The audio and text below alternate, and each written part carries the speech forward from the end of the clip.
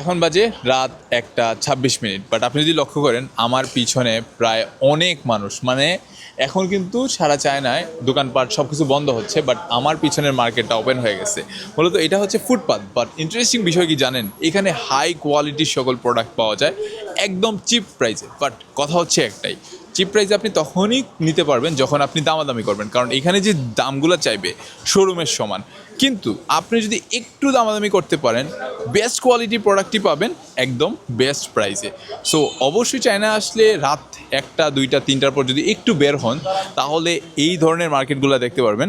আর এখান থেকে কিন্তু কম বেশি সবাই কেনাকাটা করে। এখানে পারফিউম, ব্যাগস, শুজ থেকে শুরু করে সব কিছু কিন্তু এখানে আছে।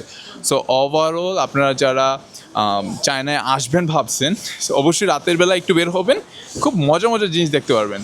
আপনি যদি দেখেন এখানেও আরেকটা নতুন মানে বক্স আনবক্সিং করতেছে, লাইক পুরো কার্টুনের মধ্যে ব্যাগস, আর সবগুলো কিন্তু হাই কোয়ালিটির ব্যাগস, যেগুলো আমাদের বাংলাদেশে 1200, 1500, 2000 টাকা পর্যন্ত বিক্রি হয়।